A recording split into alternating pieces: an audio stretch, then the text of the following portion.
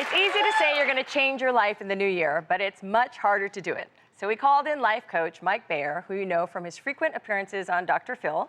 Mike has a new book called Best Self, and he's been showing us how to be our best selves in 2019. On Monday, he helped me quiet my inner critic. Yesterday, he gave Cheryl some great advice on losing weight. And today, it's Eve's turn to meet with Coach Mike. Take a look. Hey. Hello, how are you? Mike Bayer. Nice to meet you, Mike. Nice to meet you, Eve. I'm Eve. So I'm a life coach. Yes. Talking about here in 2019, what aspect of your life you want to improve or strengthen, and what area of your life you'd like to let go of. Okay, cool. This kind of stuff I love. I dive into it head first because I believe working on yourself is so important. We're going to start off by you're going to write down all the qualities that are your best authentic self. I would say I am understanding. I am intuitive, happy, almost sometimes too much for certain people. I can be very annoying with my happiness, and goofy.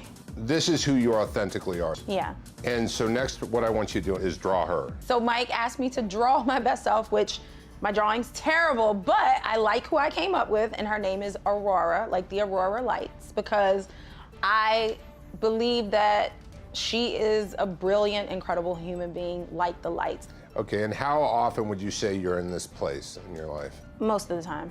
Awesome. Yeah. 2019, it's about getting rid of that part of us that no longer serves us. Yeah. And strengthening her. Yeah. Right, totally. getting her up to 95%. Yeah. Next, we're gonna create your anti-self. Yes. I don't like that part of myself anymore. That part, I won't say like, that part of myself doesn't serve me. I don't feel like it serves me anymore. I could be more thoughtful. That's something I wanna work on in 2019. I'm not as much as I should be. I don't like emotions. So to me, thoughtfulness is like almost a vulnerability. I have a thing with vulnerability. It's a thing. I've been through bad breakups. I've been through bad friendships. I've been through, my father wasn't in my life. I associate vulnerability with maybe being hurt if I open up. I love my friends, for instance, but I don't reach out to my friends. When I'm upset or if I'm going through something, I always am like, I'm good, it's fine, it's cool, I'm cool, it's good, which is not healthy.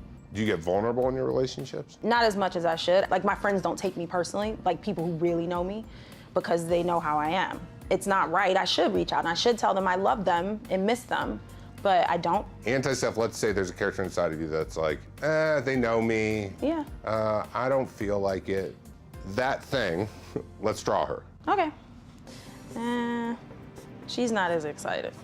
When I started drawing my anti-self, I barely drew her because I don't like that part of myself. Okay, and what is her name? She is the old me. She's not who I feel so much now, so I could, maybe she's throwback. So we have Aurora. Yeah. And then we have throwback. In order to improve these different aspects of our life in 2019, we want to be a majority of the time Aurora. Definitely. We want to go, what would Aurora do? Exactly. Right?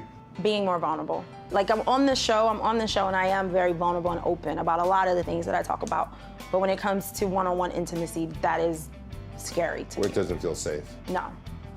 So that one I really want to work on. I appreciate you sitting down with me because No, sure. I love her.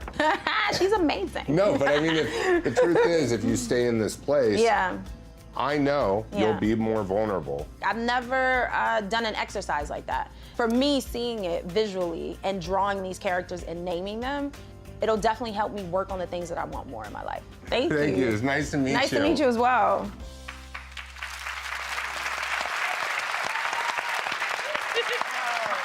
Okay, Coach Mike now joins us. And what did you take away from meeting with Eve?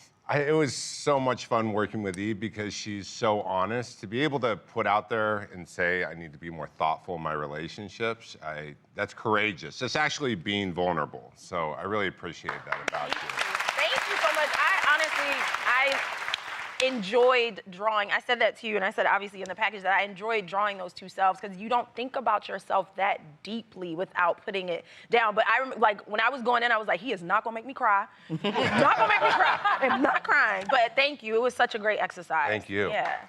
But But like Eve, a lot of people struggle to give their relationships the time and attention that they really need. So, Coach Mike, what suggestions do you have? Yes, I'm going to give you a simple tip for the day, and it's this simple. Get a piece of paper and a pen and write down, and we have this in the book, Best Self, write down every relationship you have in your life, from your hairdresser to your close friends to your family, and start to circle the ones that really align with your best self, and start to make some comments on the people that aren't aligned with your best self. So you have a real assessment tool, and when you put it down on paper, I guarantee you're going to have some awareness in your life. That's interesting. Wow. All right, well, we have some homework to do in the commercial break.